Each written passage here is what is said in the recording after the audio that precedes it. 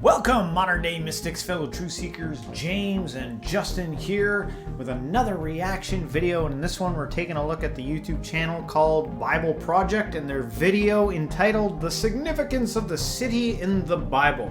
Now, I'm not exactly sure what this is all about. I've just seen some snippets of it. But I think it's pulling out of a very classic biblical story to make a point. So we're going to watch this and extrapolate. Okay.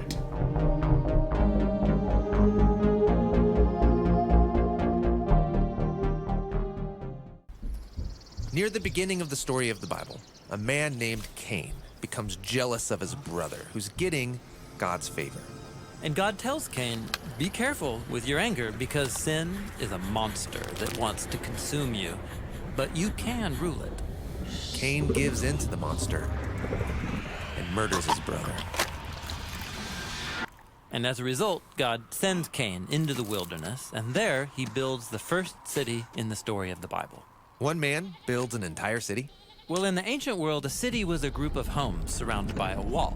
It's for protection. Cain's afraid that someone might find him and kill him.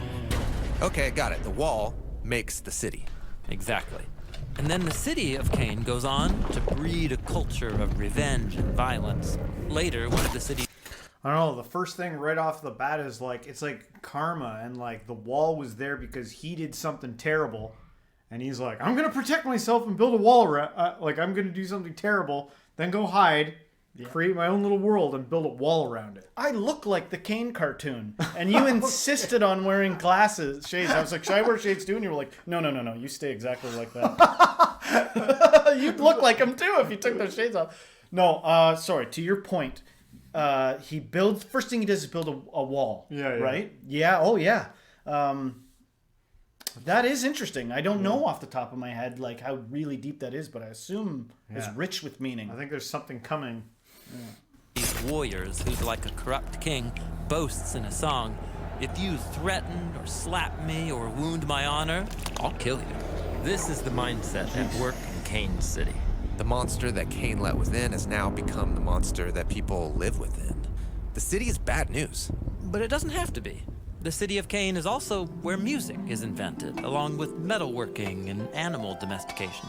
So cities can be a place where we create abundance for everyone, but give the city enough time and that... Wait a sec. That is a point that cannot be overlooked.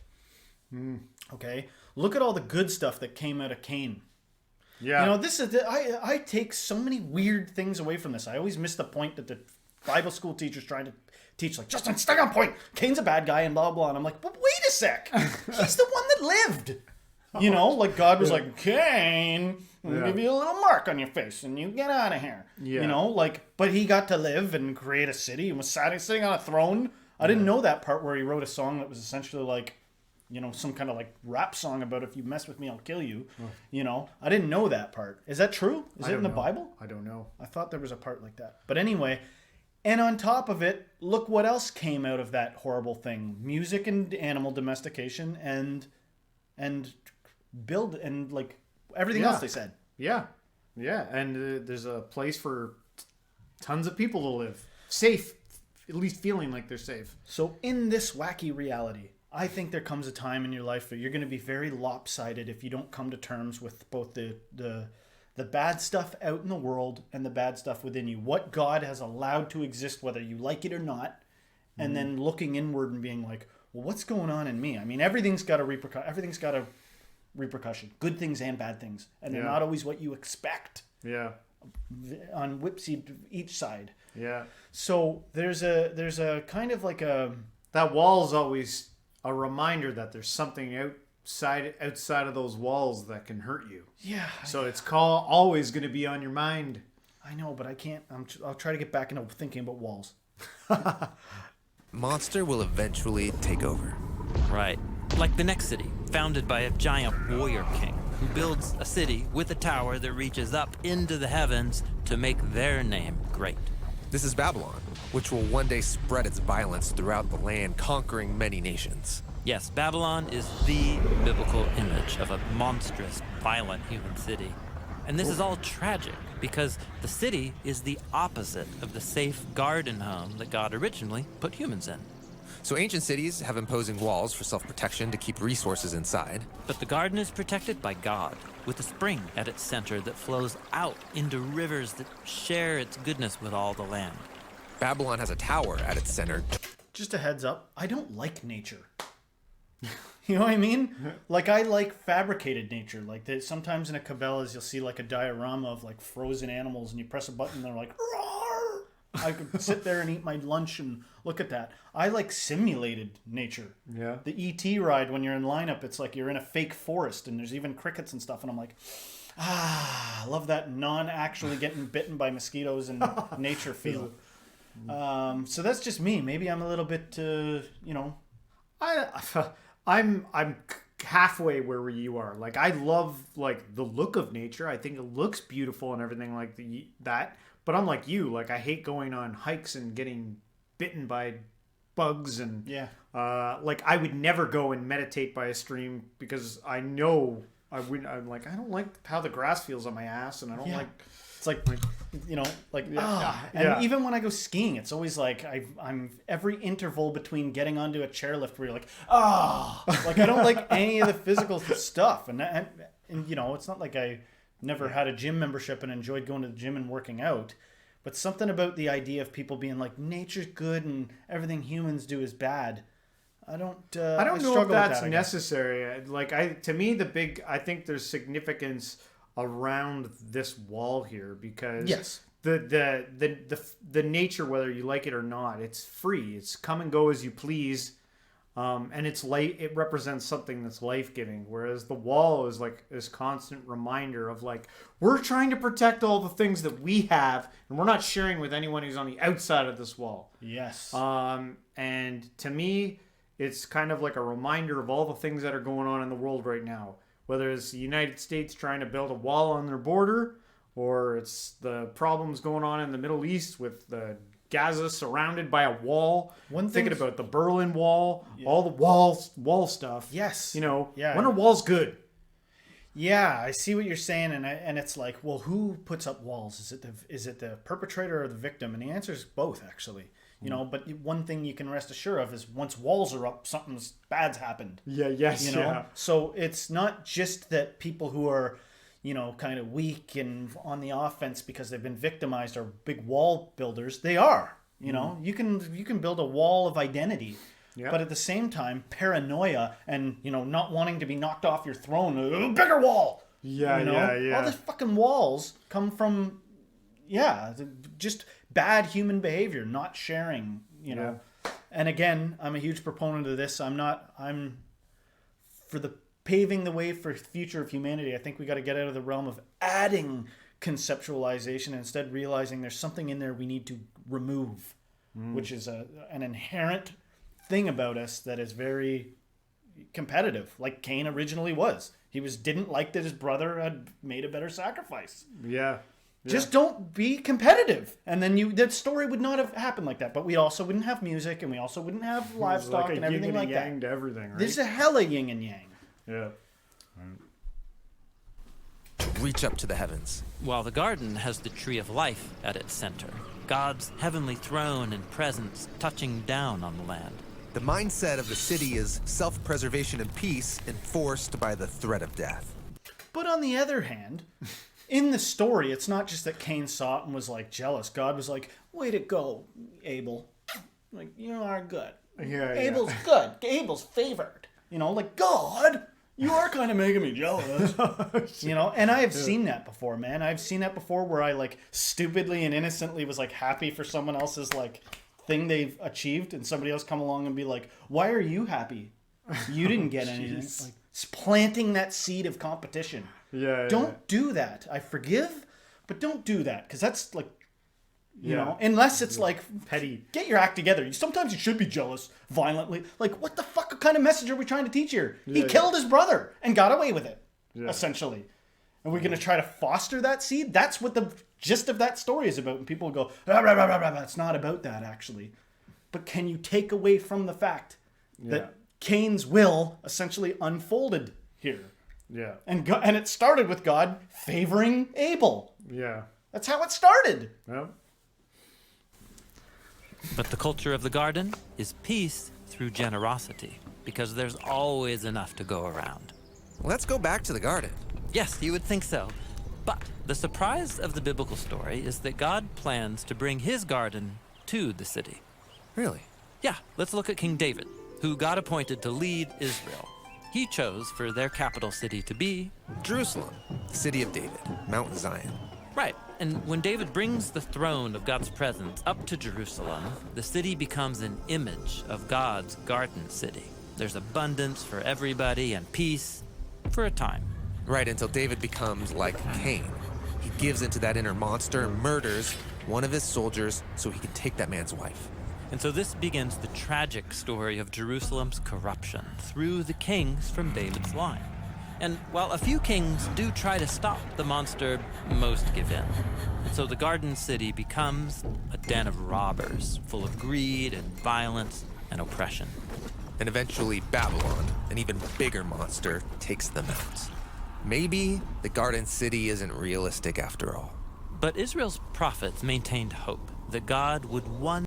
Imagine how rare, because the story of David, where he starts off the second chapter here, is David murders his best friend to steal his wife, right? Yeah. But that was because Bathsheba was super duper good looking. Yeah. Right. And bathing naked on the rooftop. Yeah, and the Bible's like, man, was she was a piece. You know what I mean? But it just makes me think of how rare, like nowadays there's sexual imagery everywhere for everybody all the time. And back then, like maybe it would have been, because I was thinking about like how tempting it was for Cain to slew his brother out of jealousy. Yeah. And maybe the same kind of temptation. Like it's hard to imagine how tempted David must have been. I mean, this guy was a messenger of God. Yeah. And he gave in to what we all, typically regard as like reprehensible behavior. Trying to put yourself back into the day and age that these people were in is difficult. Yeah. Because like there was no police force around to get Cain. And he was, yeah. Like he was like, I can do this and get away with it. Like, no one's gonna stop me. Yeah. Like, so I'm gonna do it. So yeah, all these things, right? And I'm not trying to judge David. I mean, he was still, what is it, like a God after man's own heart? But like, yeah, and he changed a lot over the years, and he paid for that, right? Yeah. God took his whatever. I don't want to get wrapped up into retribution issues here, but I'm just saying, there's obvious. The point I'm trying to make is that it's not for no reason that these guys end up making the wrong choice.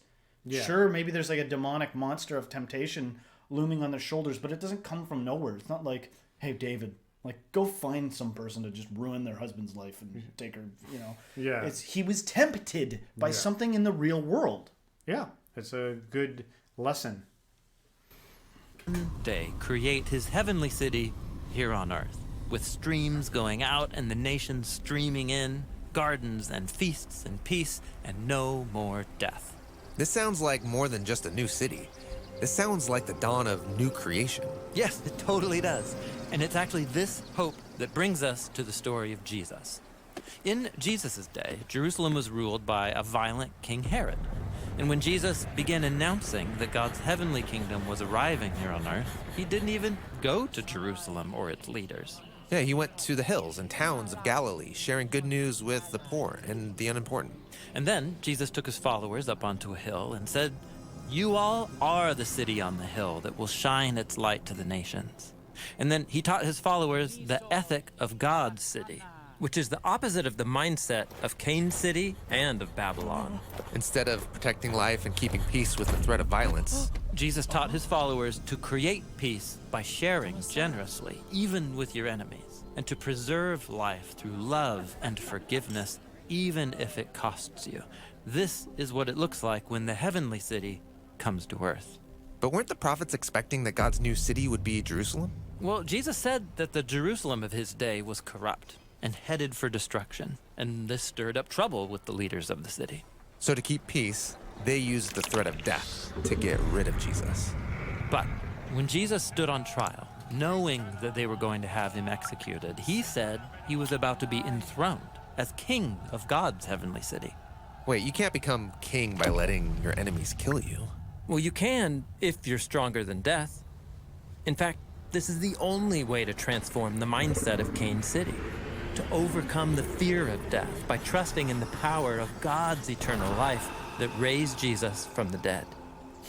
This is the power that streams out from Jesus into the world today. And so the earliest followers of Jesus called each other to seek the well-being of their cities while trusting that their true citizenship was elsewhere. You mean the New Jerusalem, the city of God? Yes, and when followers of Jesus gather and share together, they can begin to taste the life and love of that heavenly city right now, in the present. And so the story of the Bible doesn't end with humans building a city up to heaven. No, it ends with God bringing his garden city down to the land. The heavenly Jerusalem, full of abundance for all the nations, with the river of life flowing through its streets. And at its center is the crucified and risen Jesus on the throne. And the city walls will be decommissioned because the gates of this city will never be closed.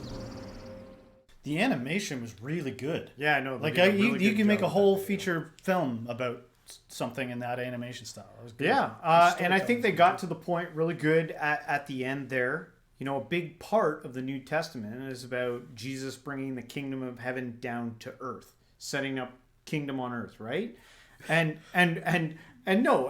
so like that ended with Jesus's message and everything like that. And they were talking about how when believers get together, but if you can push all that aside, the Christians all getting together, and it doesn't matter where you're from, what you believe, act as if you were in heaven on earth. That's how you bring it down here, right? Well, Right? it's funny that I was wondering if you were going to make this as your final point, because you know the part where it says, and he believed he was going to be crowned, and Jesus is like that. Yeah. And it's like, so can you really defeat your enemies by not fighting their enemies? And it was like, no. I was like, wait a sec. And it was like, unless you have the power of life and death. I was like, well, nobody does. And so this is a Christian video. Yeah. So the point is that you put your trust and hope and love and everything into Jesus. Yes. But Yeah. if I'm reading you right, because this is just a spiritual channel, that we appreciate Christianity and we want to give it respect and everything like that. But because it's a spiritual channel, you and I probably more think in terms of like what you just said. Embodying the characteristics of what it would be like in heaven. Stop, like, you know, it's here. Jesus himself said the kingdom of heaven's within you. Well, everybody knows that you can't win any competition if you stop fighting. Well, okay, so then you are called to fight. Like, it doesn't matter what you say you're fighting for. Like, yeah, but my sword's stronger because I'm slaying you to death in the name of Jesus. Like, no, nah. There's no version of that you can do. But I think what I tend to think is that when Jesus walked the earth and he was acting this way and behaving these ways was an invitation for you to literally turn the other cheek. If you think, you know, spoiler alert, you ain't going to be able to do it. But if you did have the power, then that's what starts whole revolutions. He didn't. He let them kill him. He let them kill him. No human can even do that. You'd involuntarily break out of those shackles. You know, you'd be like, I'll do anything, man, I'll do anything, just don't crucify me. That's what 90% of people would do. But if you actually had the fervor to be like, I love you and this is going to actually crown me, a cult would build around you afterwards. Yes. You know, probably, or maybe. Yeah. But I'm saying that's taking it the extra step is, you know, is how many people worship Jesus? And what did he say? I never forget that verse. It's like, if you were of me, you would just do what I tell you to do. Yeah. You would do what the instructed to do, which is turn the other cheek. Is anybody able to turn the cheek? Yeah. You know? Imagine finding somebody and, like, you know, seeing if you get a slap out of them and, like, seeing if you could actually handle turning the other cheek. Yeah. An interesting test. Yeah. It's very hard. There's a lot of good, I think there were a lot of good points. We could talk forever on this video because about cities and walls and kingdoms and heaven. I know you wanted to talk about the walls. And ever. But great video. Go check this channel out if you want. They're good. And if you liked our reaction, don't forget to hit the like, subscribe, share this with a friend, and everyone. Until next time, stay spiritual.